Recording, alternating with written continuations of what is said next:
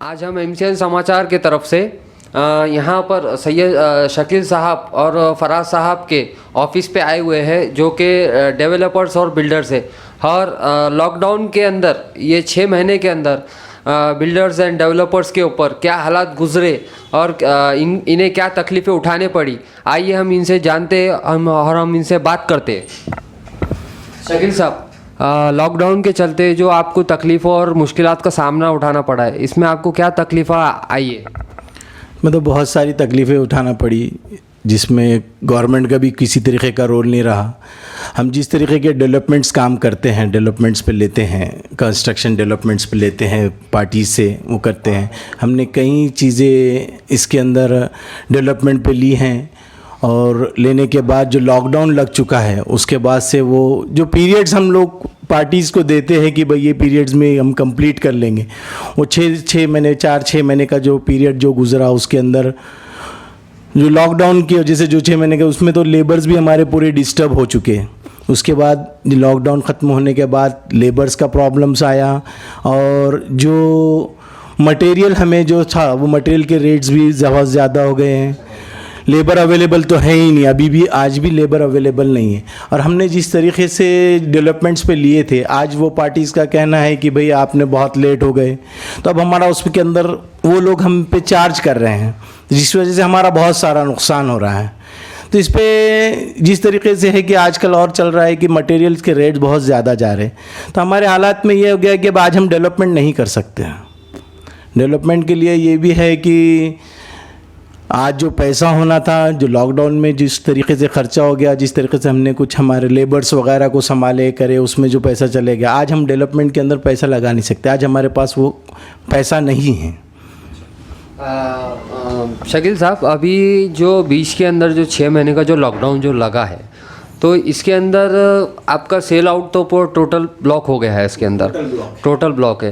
तो ये सिर्फ हालात आप पे ही गुजरे क्या? औरंगाबाद के अंदर जितने डेवलपर्स हैं या बिल्डर्स हैं, उनके ऊपर भी ये हालात आए हैं? टोटल ये असर सिर्फ मुझ पर ही नहीं, टोटल औरंगाबाद में जितने बिल्डर्स डेवलपर्स जितने हैं, जैसे हमारे साथी बैठे हुए हैं, उनका भी वही हाल है।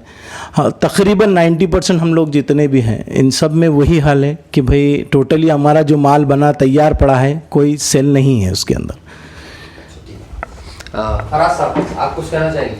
देखिए, लॉकडाउन के अंदर जो हम लोगों ने ऑनगोइंग प्रोजेक्ट्स हमारे चालू थे, उसके अंदर हमारे को लॉस इस तरह से हुआ कि फॉर एग्जांपल कोई आप प्रॉपर्टी डेवलप कर रहे हैं, आप किसी से कॉन्ट्रैक्ट ले रहे हैं, तो एक तयशुदा आपका है, तो तय हो जाता है कि ये चीज़ों में आपको है तो करके देना है। मगर रेट्स ऐसे फ्लक्चुएट हुए लॉकडाउन के बाद कि जो चीज़ आपको 100 रुपये में मिलनी है, वो है तो एक अलग ही रेट में बढ़ के मिल रही। तो आपने फॉर एग्जांपल कोई अगर बिल्डिंग का प्रोजेक्ट अगर लिए 26 लाख में, तो वो आपको लॉकडाउन के अंदर आपने कमिटमेंट तो दे दिए कि भाई हम इतने इतने पैसों में आपको बना के दे देंगे। मगर जब लॉकडाउन के बाद जब चीज़ें खुलना और वापस से ख़रीद फरोख्त चालू हुई, तो उसके अंदर इसका रेट कम्प्लीटली चेंज हो गया था। और जो अपने कमिटमेंट दिए थे पार्टी को कि हम इतने इतने में आपको तो कंस्ट्रक्ट करके आपको दे देंगे चीज़, वो चीज़ हमको वो चीज़ में पड़ी नहीं। मगर कमिटमेंट हो चुका था, इसलिए वो लॉसेस हमको खुद हमारे बेयर करना पड़े और हमको वैसे ही कंप्लीट करके देना पड़ा। साथ ही साथ जो वर्कर और लेबर थे, ये लॉकडाउन की वजह से जो अपने अपने घर चले गए, उसके वजह से हमारा ऐसा एयरवाइड क्रिएट हो गया कि हमने जो प्रोजेक्ट 6 मंथ्स के अंदर देंगे बोले थे, वो प्रोजेक्ट आज हमारा 1 साल हो गया, उसके अंदर भी हमें तो कंप्लीट करने का सोच रहे। उसका मसला ये है कि जो लोकल लेबर रहते वो जल्दी आते नहीं यहाँ पे, और जो रेट में काम होता वो उसका और बढ़ा के देख लिया उन्होंने कि है तो ये है नहीं, यहाँ पे एयरवाइड क्रिएट हो चुका है, तो उसमें उन्होंने भी उनके रेट बढ़ा दिए। साथ ही साथ आप सीमेंट, स्टील या फिर वायरिंग, आप कोई भी चीज़ लेने के लिए जाइए, उसका आपको एक नया रेट मिल रहा है। फॉर एग्जांपल सीमेंट लॉकडाउन के अंदर है तो जो 300-310 रुपये का बैग था, वो 400 रुपये तक भी गया था। उसके लॉसेस जो हमको हुए वो हमको ही बेयर करना पड़ा, और उसकी भरपाई कुछ भी नहीं है फ़िलहाल। अच्छा, लॉकडाउन में जो आपको जो नुकसानात उठाना पड़ा, तो उसके बाद आपको टैक्सेस भी पे करना पड़ा क्या गवर्नमेंट को? टैक्सेस वगैरह जो भी रहते हैं इसके अंदर, आप है तो कोई चीज़ अगर परचेस करने के लिए जा रहे तो आपको जीएसटी वगैरह सब इंक्लूसिव ही मिलता। तो इसके है तो टैक्सेस तो एमआरपी के हिसाब से मिल रही थे, मगर इसके अंदर एक ब्लैक मार्केटिंग भी हुई, जो हिसाब से आपको है तो एमआरपी कुछ रेट में मिल रही थी और लोगों ने है तो बेचे उसको कोई और रेट पे, तो इंक्लूडिंग टैक्सेस प्लस रेट आपको कुछ और ही मिल रहा था। अच्छा, अभी आपके जो प्रोजेक्ट्स है और जो बिल्डिंग्स है इसके परमिशंस के लिए आप अप्लाई करते हैं महानगर पालिका के अंदर, तो वहाँ पर आपको कोई तकलीफ़ों को और मुश्किलात का सामना करना पड़ा क्या? देखिए अभी ऐसा है कि अगर आप कोई प्रोजेक्ट की परमिशन लेने के लिए जा रहे हैं तो प्रोजेक्ट और उसके एरिया के हिसाब से उसका एफएसआई जो आपको अलाउड होता उसके हिसाब से आपको तो परमिशन मिलती। आपके एरिया के हिसाब से आपको परमिशन मिलती, मगर उसके अंदर भी फिर अलग अलग रेट का अलग अलग चार्जेस रहता, जिसकी वजह से हमको यहाँ पे भी प्रॉब्लम उठानी पड़ी काफ़ी। शकील साहब, और कुछ कहना चाहेंगे आप? इस कारपोरेशन के अंदर भी ये है कि कारपोरेशन ने जिस तरीके से रेट्स वगैरह जो बढ़ा दिए हैं, उनके जो चार्जेस वगैरह है, इस वजह से यहाँ पर क्या हो रहा है कि इलीगल कंस्ट्रक्शन बहुत है। जितना गवर्नमेंट ने परमिशन को आसान करना चाहिए उतना मुश्किल करके रख दिए, जिसकी वजह से बहुत सारे लोग इलीगल भी कंस्ट्रक्शन कर ले रहे हैं।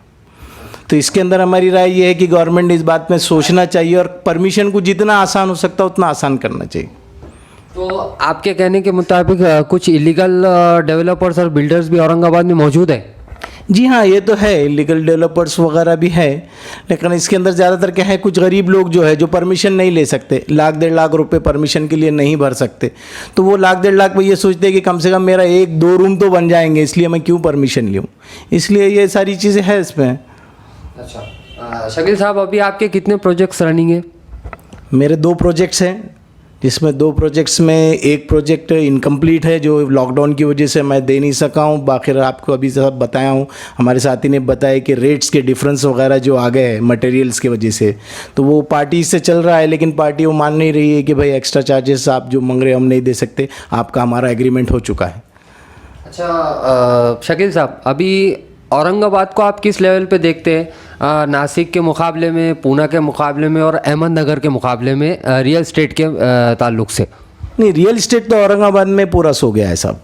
जिस तरीके से अब ये लॉकडाउन में भी और बहुत सारी चीज़ें हैं, और जिस तरीके से लोगों में भी वो शऊर पैदा नहीं हो रहा है कि भाई सिटी को डेवलपमेंट के वास्ते जो करना चाहिए वो सारी चीज़ें नहीं हो सक रही। शकील साहब, आपकी तरफ से महाराष्ट्र शासन को कुछ संदेश या आपको कुछ मांग है आपकी महाराष्ट्र सरकार से?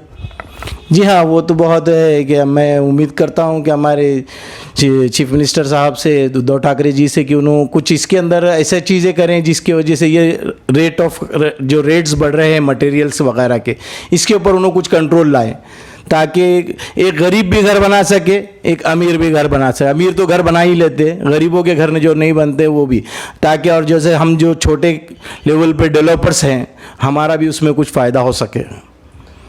शकील साहब, आपको कितने साल हो गए डेवलपमेंट और बिल्डर बन के? मैं 18 ईयर्स से हूँ सर, इसके अंदर 18 ईयर्स से। आज आपने देखा, हमने शकील साहब से बात की है। बस आज के लिए इतना ही। आप देखते रहिए MCN समाचार खान राफे मोहम्मद के साथ।